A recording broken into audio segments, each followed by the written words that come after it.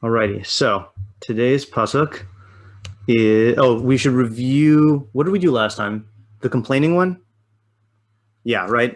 So I actually talked about this at the lifters. So I think I got it clearer than I did when we were there. So the previous pasuk, actually, let's just go back to the previous pasuk for 1 second here. 18:8.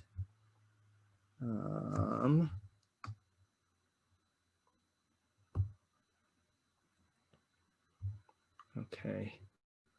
So the previous pasuk was Divrei nirgan kamislahamim v'him yardu chadrevaten. So the words of a complainer are like smashing blows, and they descend to the depths of the belly, or the chambers of the mind, however you want to translate that. So we said that the person who's complaining thinks that they are getting some sort of relief or pleasure out of it, but really they're just beating themselves up, and they're beating up anyone who hears it.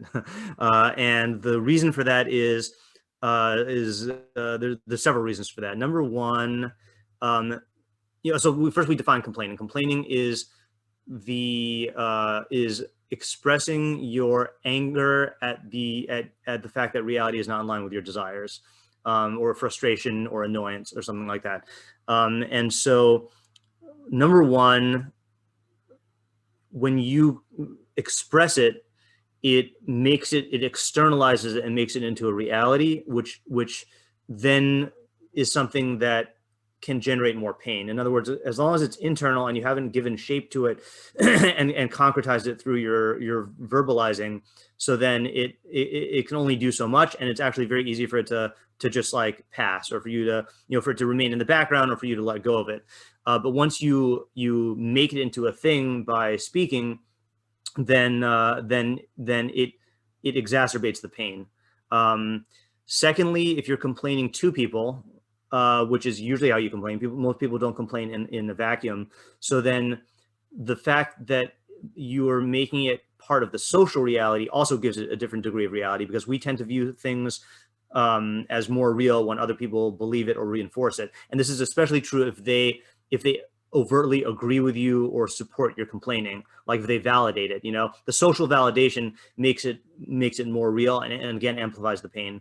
Thirdly, you are you're tapping into a very childish, infantile mentality, because there was a time in reality, or there was a time when a person whining would generate a change in reality, and that's when you were a baby. You could just cry and then reality would change. But that's not how things work now. So whenever you complain, you're awakening or tapping into that part of yourself, and there's a latent like expectation, or like a magical thinking type thing, where you feel like things should change just because you expressed it. And so that's bad for multiple reasons. It's bad to remain in an infantile state.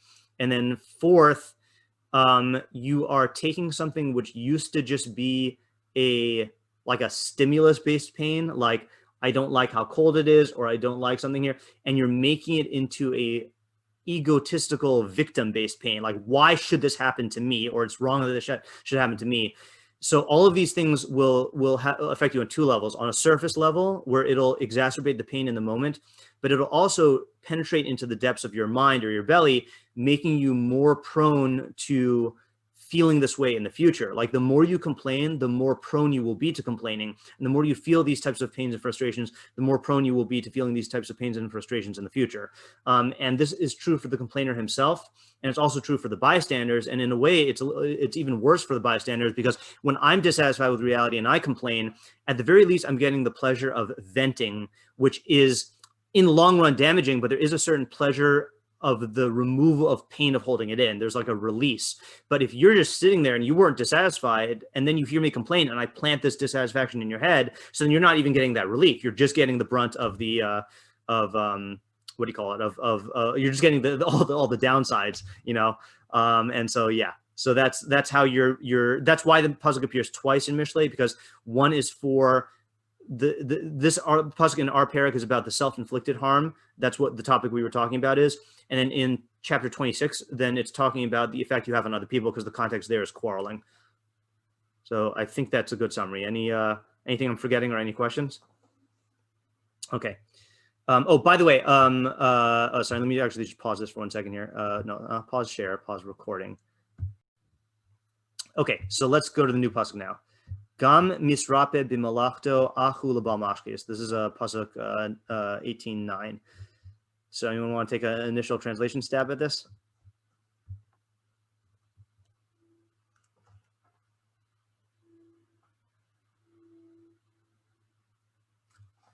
Yeah, I'll be able to get my camera on in a minute.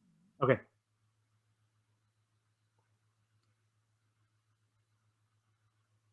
You know what the word gam means? Also.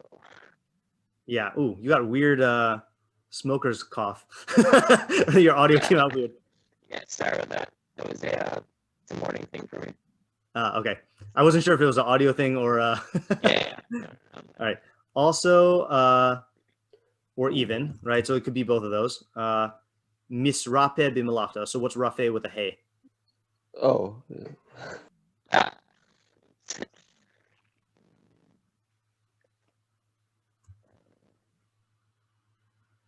Isaac, were you saying something? I didn't notice the hay. Yeah. So rafui with a hey or rafe means soft. Okay, soft. So what would you say misrape b'malachto? And misrape is in hispa'el. It will soften himself with his work. Yeah. In his work. So what do you think that means? Like make him not work as hard. I couldn't catch that. Say it again. Like make him not work as hard, I guess, or something. So this is, I don't think this is describing the effect. I think this is describing the cause. So what is he doing in his work? Softening so literally himself. You can say makes himself soft, but like that's weird to say. Like, what does that mean? He's going soft.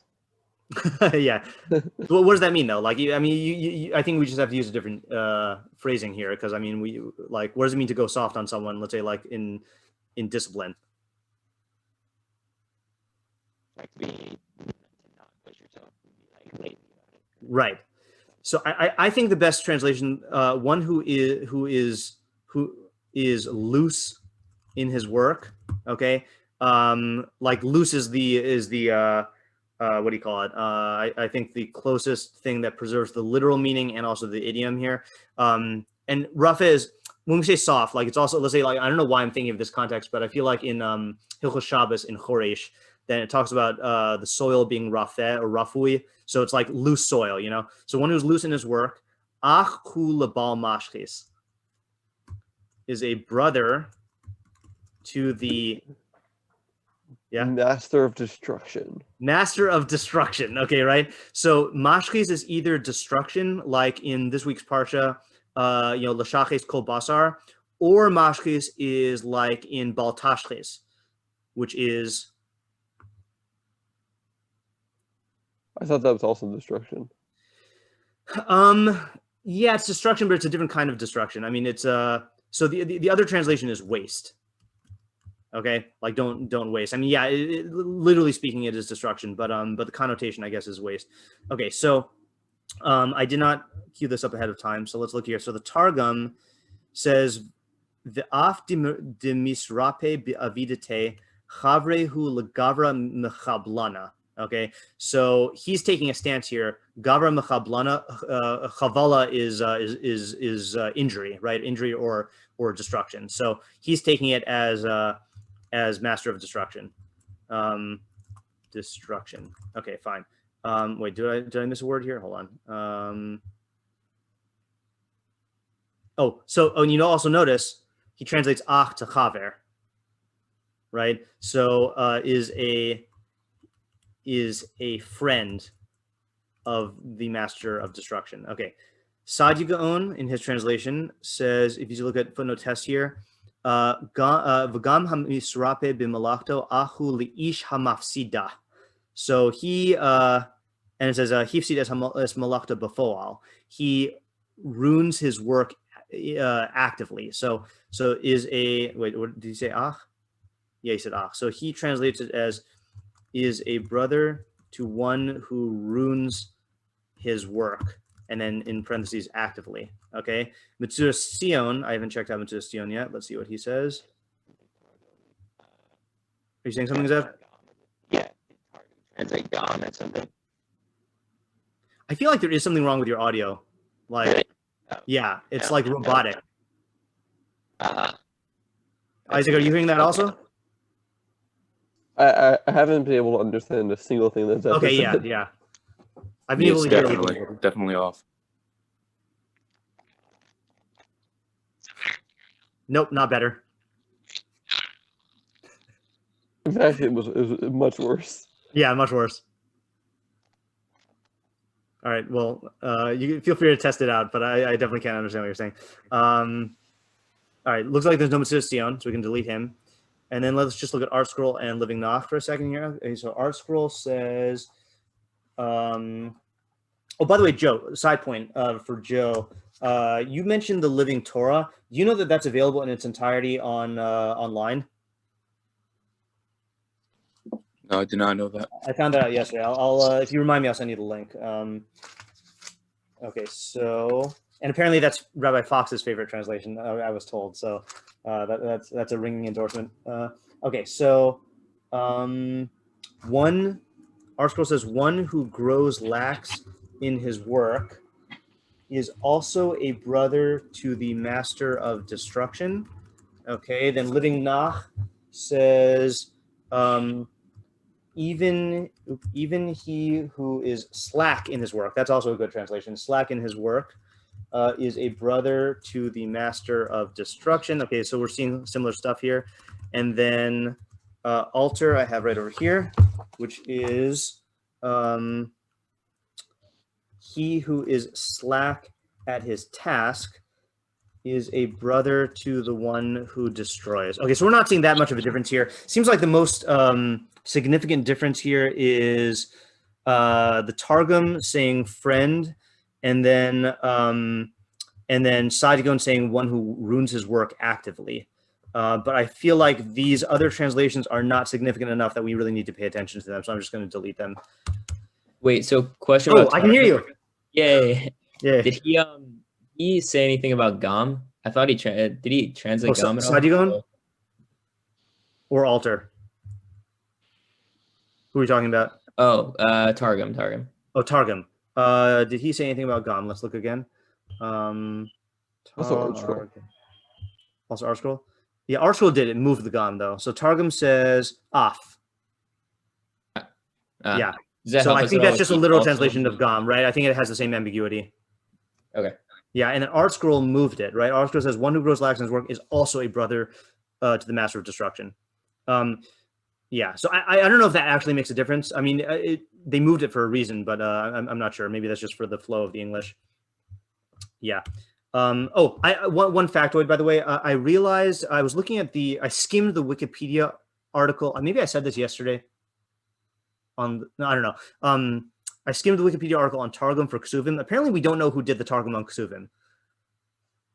Or when exactly it was. So we know that the Chumash is Unclos, Nach is Nevi'im is Yonasan ben Uziel, and then Targum on Ksuvim, I don't know. So I guess treat it. You know how like they say that Targum Unclos is like Misinai. You know.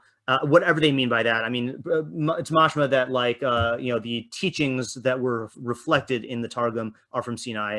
And then Yonasan ben Uziel, there's the Gemara in Megillah about how like when he was translating it, then like it caused earthquakes and stuff because he was revealing secrets. It's like Targum of Nevi'im actually has like a certain like authoritative gravity. Whereas Targum on Ksuvim, I think we should treat much more as like a commentary than like Masorah. I mean, again, not that this, the thing is I just said about Unclos and Yonasan ben Uziel, it's not like that affects the way we learn it. Like we'd still learn it in the same way. But just, in the same way that I don't know about you, but like in my mind, there's a difference between like, the interpretation of a Tana, an Amora, a Gaon, a Rishon, an Achron, even though we don't approach it differently, there's like a different weight of the authority. So Targum on Ksuvim treat as more like a Rishon than a Tana. Okay, just FYI. All right, what are the questions here? Questions and problems.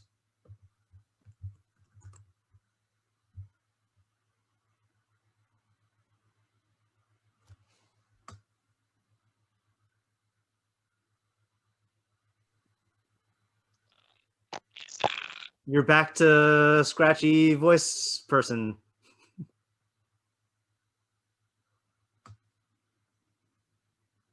I don't know what happened.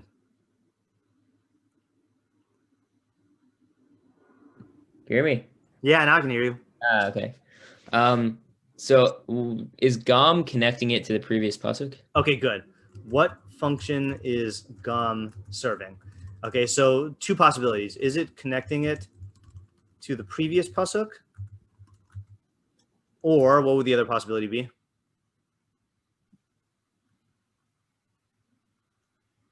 Connecting the two clauses.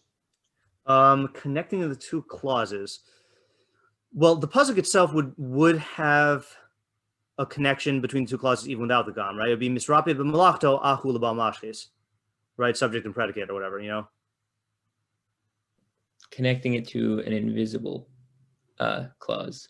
Yeah, right. So I think the way we would say it in Brisker world is it's acknowledging a hava amina, right? And the hava amina would be that that the bal mashchis is one thing, and you would think that the misrapim b'malachto is not an ach to the bal mashchis, but even he is an ach to the bal mashchis, kamash malan, right? So it's a hava amina, right? And I don't remember if have we had hava amina maskana in Mishlei yet? No. So methodologically, I'll just mention this now in case, just to get the gears start turning here. So in halacha, so havamina maskanas are rational, okay, meaning you have to define it and it has to make sense. In Mishlei, you have to define it, but it is a psychological havamina, okay, meaning that it might not be something. I mean, it could be a logical havamina, but like it's something where emotionally you would be inclined to think something, and then Mishlei is saying no, you're wrong. So that's how you approach Mishlei havaminas. Okay, good. I'm starting to think, by the way, that either way, it doesn't really matter whether we translate this as also or even.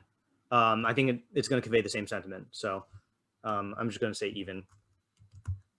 I guess also, no, sorry, I take it back. Also would sound more like it's connecting to the previous pasuk, right? The weird thing about connecting to the previous pasuk, let's just look at the previous pasuk again, is it doesn't really read smoothly, I don't think. Hold on. It says here, Divrei Nirgan Kamislahamim V'hem Yardu Chadrei Vaten Gam Misrapim Mulachto Achu Lebal Mashchis. Now, I think the only way you could connect it to the previous one would be if you said that a mislahamim, or that a person who's engaging in mislahamim is a bal mashchis, and it's saying that just like the nirgan is a bal mashchis, so too the misrapim b'malachto, he's also a chaver lebal mashchis. You could say something like that. And in fact, I think, let me see if the rid is on here. No, there's no rid here. I think, hold on, let me just see if is it the rid?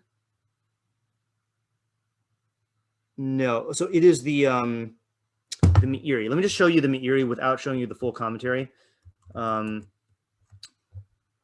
I don't want to bias us quite yet. While I'm looking this up, if you have other questions on the pasuk, then you can voice them. Talk about bad interface here. Meiri 18. Meiri. Only place currently to find the Meiri. So he starts off his commentary by saying, so first by Nirgan, he translates Nirgan much more broadly than we did. Who dare? Oh, I guess. All right, I can't even highlight here. I can't highlight in isolation. This is really bad. Who derech klal ko ish shemisnaka lahera ulacharchiv riv ben anashim im berchilus im betstadim acherim. So he translated Nirgan in the previous pasuk as any person who is, I don't know, by misnakel is like conspires or is intent on harming and generating conflict between people, whether through gossip or through other ways. Uvakan hunemar befrat al harachil, and here it means specifically the gossiper. Okay, but then here by gam bim. Oh, you know what?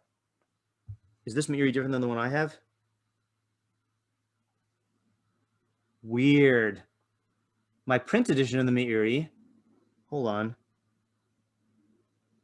Interesting. So my print edition of the Meiri has this phrase, "Hu derech klal l'chol ish shemisnakel." It has that on our pasuk, even with the word nirgan. Okay, I don't know what to make of this. What I thought, well, the reason why I was bringing this in is I thought I was going to say, or I was going to say that like, that theoretically there is a way to learn that the nirgan and the bal mashkes are related in some way, and then you could say that the gam is also, as opposed to even. But let's just leave this as a question, and we'll figure out how to read it later. But I was just trying to show that there is a merit to that. Okay, what are the other questions or problems here?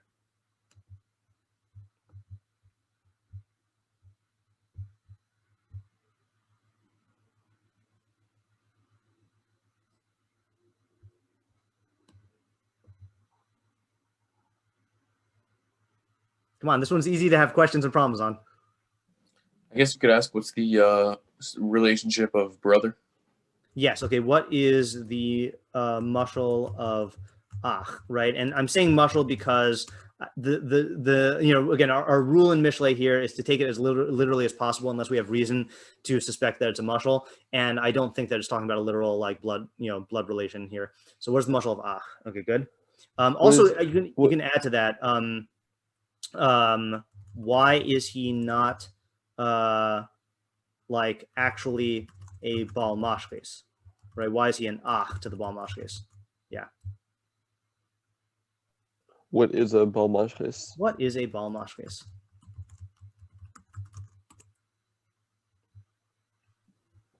What is being loose in your work?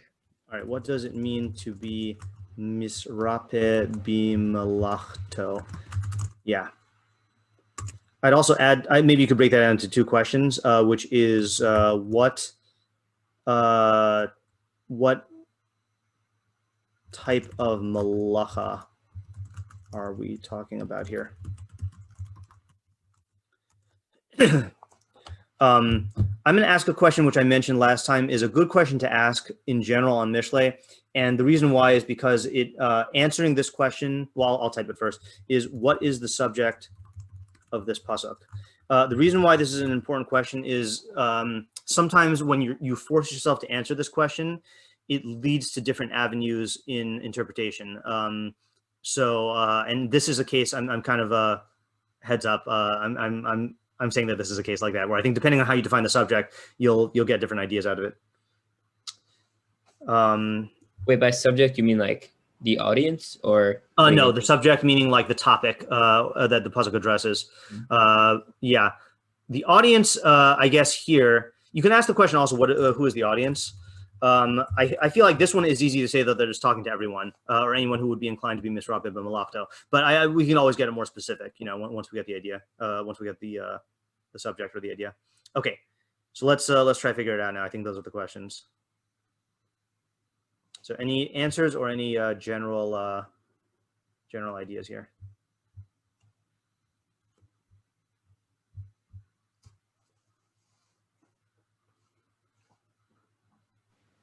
I'm thinking along the lines of, when you're working on something, you're conceptually building, like whatever work you're doing, it's to, increase or grow something. Right. So by being lax in that, it's as if you're actually taking the thing down, as if you were actually destroying it. Okay, good. Good. I think that is the idea of the pasuk. And I think that's what Sadigon's getting at when he says that he's like someone who ruins his work actively. Okay, so I think just to refine this idea, then we need to, I think, address the havamina, right? So what would lead a person to not think this, and then how is Mishlei like cluing him in onto the actual reality of the situation? Because Joe, you're right, like factually, like it's true, but like mishleically, why does a person need to hear this?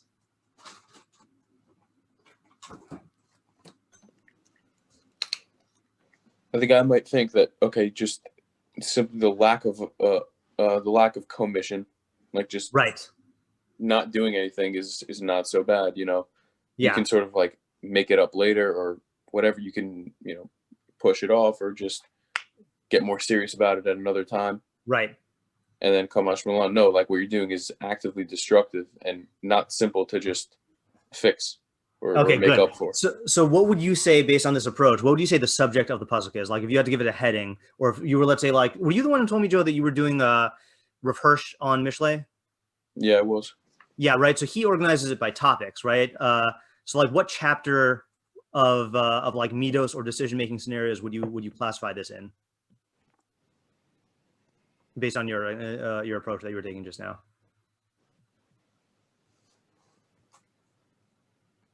Productivity. Okay, so one approach you could take is classifying it under productivity or laziness, right? Like those two, because presumably laxity in your work is going to stem from some sort of like laziness. It doesn't have to, but like you could say it that way.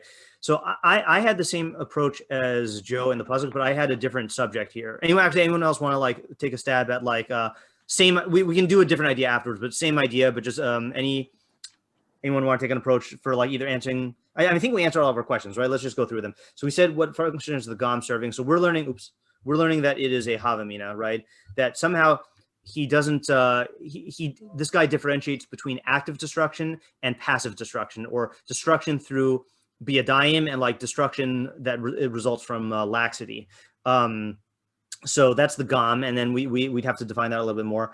The Ach means that, well, this Sadigon really does a good job defining this, answering this, is that he's not an active destroyer. He's not actually going like sabotaging something, but his inactivity or his laxity results in the same thing. Bal Mashke is someone who destroys. What does it mean to be misrape b'malachto? So let's just get this a little bit clearer. I mean, you gave good examples here, but what would it mean? Can we just get it a little bit clearer? What does it mean to be misrape b'malachto?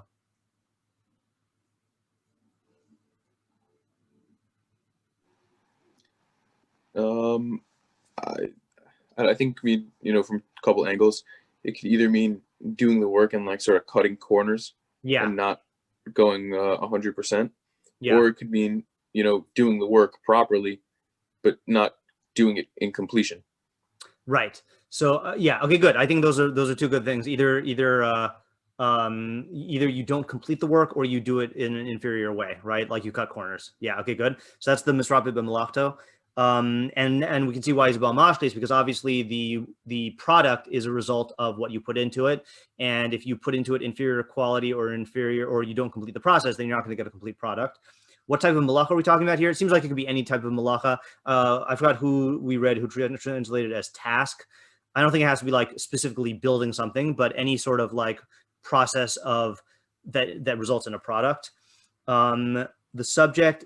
Yeah, okay, so anyone else have any ideas about the subject other than productivity and laziness?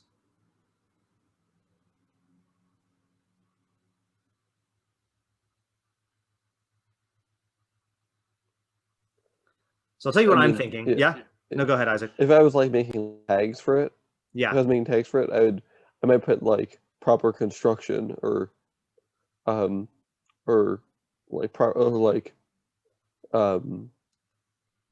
like how to make your work done well or something like that. Yeah. That's also good. I know what you're saying. I'm trying to reach for an English word for that. So my approach. Me too. Yeah, Joe? I know. I'm also trying to. Yeah.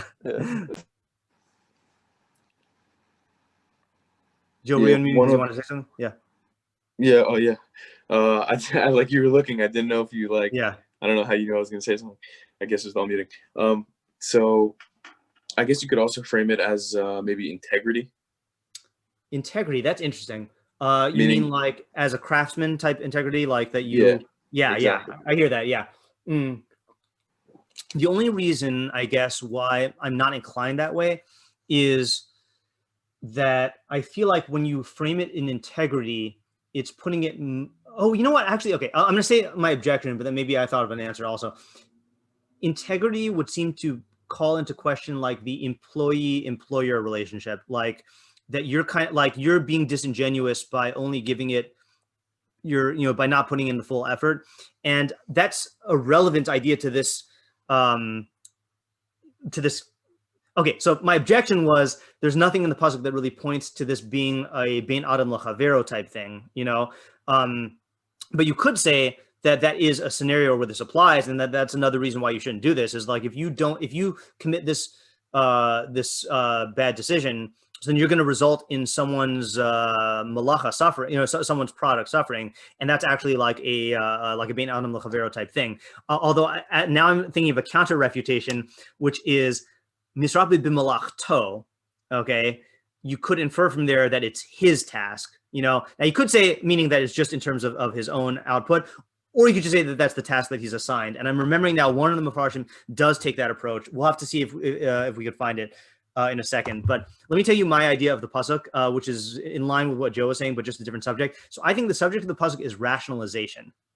Okay, and the reason why I say that is because of the havamina, that the guy who the pasuk is talking to is saying, that guy over there is a bal mashchis, like he's actively like sabotaging his work.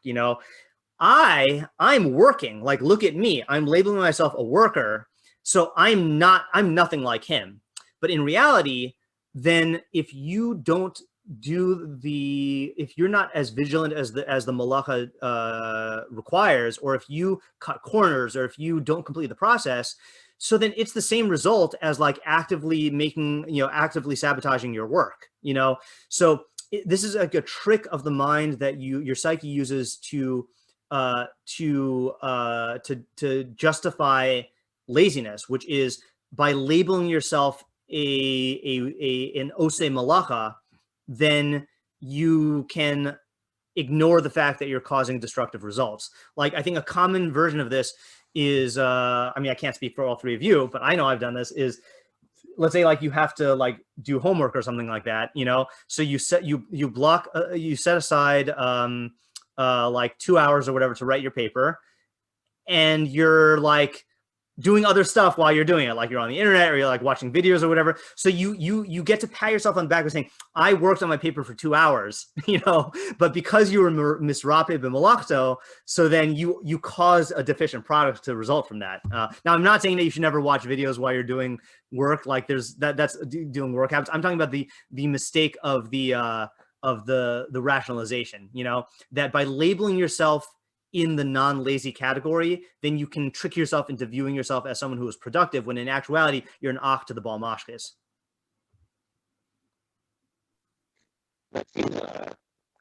You're back to the voice thingy. Oh, no. Do you know what's causing it? Like, I think that was, yeah. It's still pretty bad. No, that was. Okay, is that better? Yes, that's better. Okay, great. Yeah. No, I think it's my headphones, actually. I keep like... Oh, now it's bad again. No. You said I keep like, and then it went bad. I can't understand you at all now. Okay, sorry. Yeah, so going back a couple steps to the back to the integrity for a minute. Yeah. I think even if it is his own work, he's self-employed, it's his own craft. Yeah. You still could lack integrity in your own true. work. Yeah. That's true. Right. Like right, some people just do careless jobs, Right. So what it's saying, and so let me put it in Mishleic terms here, right? Because we have this concept of the Mishleic mida k'neged mida, where the fool and the Russia and Mishlei, and I'm using those terms very, very broadly, like all the bad guys in Mishlei, on that side of the spectrum, the Mishlei mida k'neged mida is they're trying for a certain result, and the consequences, they'll get exactly the opposite of what they want. So the guy who is misrape b'malachto in his own malacha, or in whatever malacha he is, so he apparently wants to be viewed as a craftsman, or as a professional, or as a whatever you want to call it, as an osei malacha, but if he's lax, it will show up in the quality, and that will tarnish his self-image or his image in the eyes of others as a craftsman, so it's going to end up coming back to bite him. Like, there is this fantasy that he's engaging in, that I can somehow cut corners and end up with an equal product, and that's just not how the laws of nature work. Like, it will show up if you cut corners, and if it didn't show up, then that wouldn't be cutting corners. That'd be actual chachma. Like, if you can actually like change the process to not have it cost as much, or to not do as much work, and it ends up as a good thing, then that actually is acumen in like being a good craftsman. But I think in this guy is someone who knows that the process demands X, and instead he does X minus, and that's going to end up making for an inferior product. Let's see here really quickly in the remaining 9 minutes, what some of the Mefarshim say, because I don't remember. I actually did not look this over before we learned today. So Radak says, I like starting with Metzudas David. Metzudas David says, Afilu hamis'atel b'melechas haTorah u'refuihi biyado hu ach v'chaver l'misha mashchis es divrei haTorah b'deos kozvos ki sofu yehi kamohu kasher yishkach divrei Torah. Very interesting here. So I don't know where he's getting from that this is about Torah. I mean, I know according to Rabbi Zimmer, then, that's part of the subject of the book, but whatever. I think what he's saying here applies to other stuff as well. So he's saying even someone who's lazy in his work, in the work of Torah, and it's slack in his hand, it's loose in his hand, hu ach v'chaver, he is a brother and a companion. So he's learning it like the Targum. Lemi shemashchis es divrei Torah b'deos kozvos. He is equal to someone who destroys words of Torah with false ideas. Kisofo yihye kamohu, because in the end he will be like him. Kasher yishkach divrei Torah, when he forgets divrei Torah. Now this seems to be putting the emphasis on the destruction to him. When I was reading this at first, I was thinking, I mean, it's definitely true it's going to be destructive to him, but like, I guess maybe because I'm a teacher, then I was thinking about if you are a teacher and you're lax in Torah, you're going to end up causing destruction through teaching false ideas. And like the reason why I'm thinking about this is like I get a lot of questions from students, from like high school students, and so many times it's like the whole question stems from the fact that their teacher taught them something and their teacher didn't look up the source and therefore distorted something. So the teacher does not think that they are acting like a promulgator of falsehood. They just think that they're not being very like that. They're cutting corners on, like, let's say like they're relying on hearsay, or they're relying on summaries, or they're relying on something else that they've heard instead of like doing the work and looking it up on their own. And because of that, it results in false ideas spreading. But what he's saying also works is that it's going to end up in false ideas in their own mind. So that's a good example of this. I think it's the same ideas as what we're talking about, of mistaking, like cutting corners, thinking that that's different than active destruction. But if it results in the same thing, then it's the same. Then you're a brother. Radak gam misrape b'melachto ve'ino osek ba hu chaver ish mashchis kizeh yashchis mash yesh lo v'yavel lidei anius v'zeh eno rotze lazos melachto v'yitztarch lignov avur parnasasa o lachazer al psachim. So that's interesting. So he's saying that you're going to end up, if you don't do well in your work, you're going to end up becoming poor and you're going to steal from others. I don't know why he's going that far. It could be that when he's saying bal mashchis, I don't know. It could be that he's getting that from hashchasa. I mean, maybe I'm okay. Stretch. Here's a stretch, right? In our parsha, in Parshas Noach, when it uses the term hashchasa for mankind, it does associate that with Hamas, with robbery. I don't know if that's where he's getting it from. I mean, I think that's a stretch, but I'm assuming he's getting it from some sort of like linguistic connotation here. I just want to look at the Rabbeinu Yonah really quickly, because I think I remember him saying something good, but we have to go to Rabbeinu Yonah on Bar Ilan because I don't have it anywhere else. Let's see, Rabbeinu Yonah, Mishlei 18.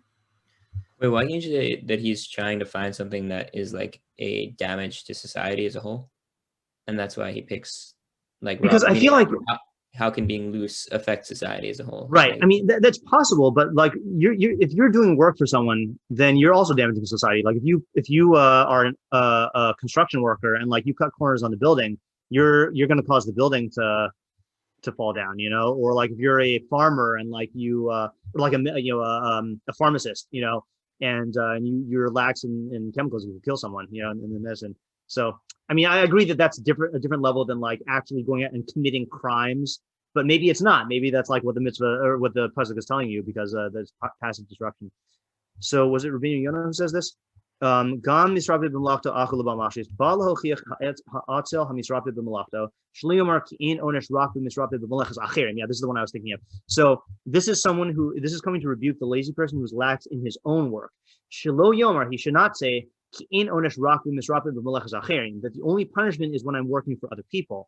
Ach im misrape b'malachas atmi lo yihye bochet. But if I'm lax in my own work, then there's no sin in this.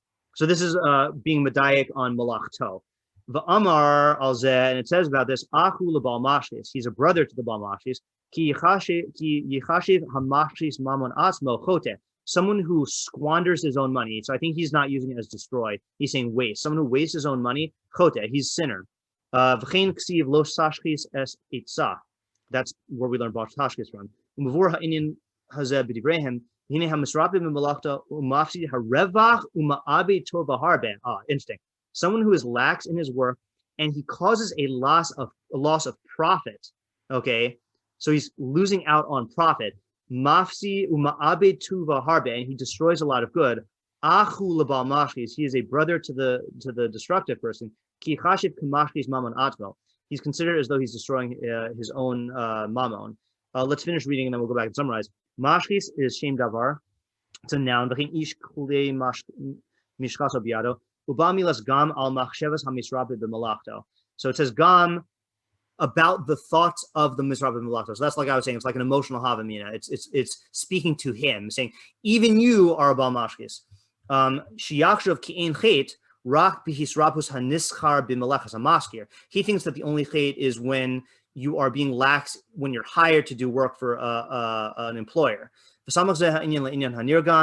Okay, so he connects us to the nirgan, which we're not going to be concerned with. Yeah, so this is an interesting thing, right? Is that, and this is, I think, connected much more to what Joe was saying about the integrity thing, although not integrity as cutting corners in doing inferior work, but in not giving it your all. Like, it's a much higher level of integrity than the overtly destructive thing. It's saying if you have the ability to, in your own, so in other words, like this, it's removing it from the realm of justice, of being Adam L'Chavero, and saying, if you were doing work on your own and you were capable of producing higher level work and you refrain from doing that, so then, and you're losing out on a profit, then that is a form of hashchasa, and that's a type of chet. Now the question would be, like, chet is a strong word. I mean, what if I don't want to work for a profit? Like, what if I want to be like the Tanaim who would only be like water jars and like make enough money to live for the day, you know? So I think what we'd have to do is like think about what the scope of this Rabbeinu Yonah is. So let's think about that for tomorrow. Like what is the Rabbeinu Yonah, like, what's his idea? What is he getting at? Because it's clearly divergent from the way we're taking it. And before we end though, I want to ask a question here.